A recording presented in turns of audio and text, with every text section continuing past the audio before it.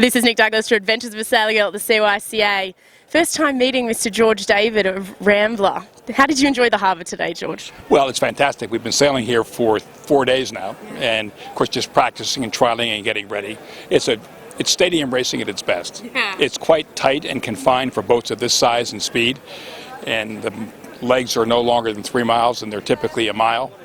And you got to get the big sails up and down, and it's not easy. But we have a pretty refined team and a bunch of refined systems for up, down, and easy maneuverability. And I think we actually pushed a big boat around the race course pretty well today. You did push your boat around the racecourse very well today. In fact, you pushed Wild Oats XI all the way to that top mark. I thought you were going to get them there for a second. Yeah, we were thinking about that. Of course, we had a better start than they did, as the line, which you would appreciate, was quite a bit favored at the boat end, and everybody was worried about not getting stuffed in there. And well, Blackjack did get stuffed in there, but we managed to get out of there pretty well. And I would expect Wild Oats, in fact, to go up in that condition to be just ever so slightly quicker than we are. But it was close. We almost had him. It was very close. Maybe a little bit of the weight thing there helped you out, but you did nail that boat end start. I called it early. Coming down here with the team, you've had this team together for a while. Yes. Is it hard, though, to sort of dislodge them from their family at this time of year? Well, I didn't do a count, Nick, but I believe that half of the team, or certainly 40%, is New Zealand. Oh wow! And they're all out of here tomorrow. And actually, I'm out of here tomorrow too. And we're going down to New Zealand, play some golf for 3 days, and then come back and be here with our children this next week. So. It's okay. And actually, a couple of the team that are European-based and America-based are going to go home between this race and Hobart. Oh my goodness! That tells you about modern air transportation. They're going business class, I hope. No. They've got enough frequent flyer points that I'm sure they take care of themselves. Yeah, absolutely. No, but it is a tricky time of year, but it's so great to see you down here, because it is such an effort to get a boat down here, isn't it? It is. It's a big deal. And we wanted to do it in 2011, and then that boat blew up, and we didn't do it in 2011.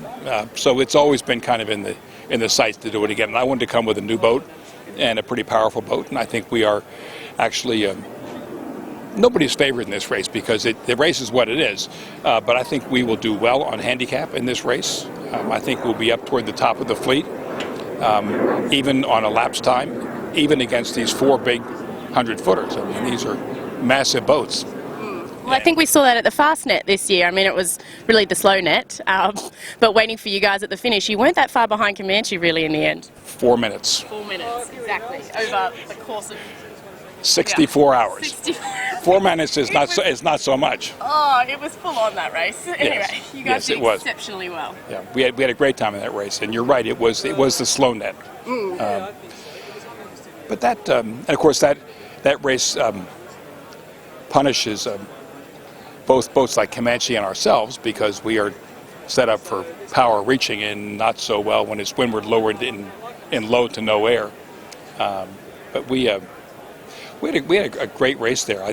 Although I will tell you, we were locked on being 4 minutes behind Comanche.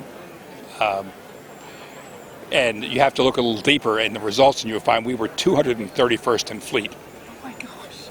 Because it was a small boat race. That is, we got in and we finished in 7 knots of wind speed, something like that. And then the next 2 days, when the little boats came in, they were coming in at 24 knots of wind speed right behind them. So the fleet completely inverted. Most times, my experience is we have big boat races. That is, you get ahead in your big boat and you do fine in distance racing. But this was an absolutely small boat race. Yeah, exactly. And probably Comanche was like 300th in fleet. Gosh, well, at least you got her measuring that one. We did. Well, I think that sometimes the Relic Sydney Hobart can end up doing exactly the same thing as what the Fastnet did this year with. Exactly. Yeah, but Well, of course, this is my first time doing the race, although we have some extremely experienced people in this race. Andrew Cape, who's our navigator, I think is on his 15th Sydney Hobart race, and we have a bunch of the team here this time. Multiple Hobart races. So. Well, it sounds like you have all bases covered. Yeah, we got to make sure the boat stays together and sails safely, and we'll see what the weather can dish out, because it can be nasty, and if it's nasty, we'll be ready for it. And sail safe and sail fast and hope for a good result. And like you said, you may not be the favourite amongst people, but I think you're one of the underdog favourites, because we all like to see a visitor do well, but we also like to see someone just a little bit less than the Maxis do well too.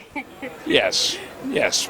But bear in mind, they're going to owe us a fair amount of time on this race course, and you saw it today. We go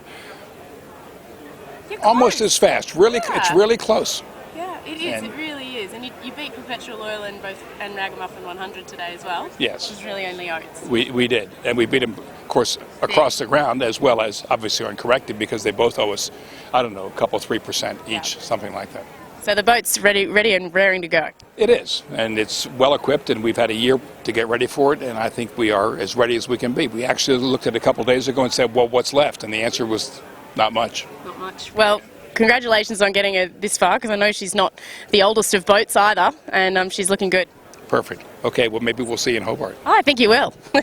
Thank you, George. Pleasure. Awesome. It's over the beaches from now on.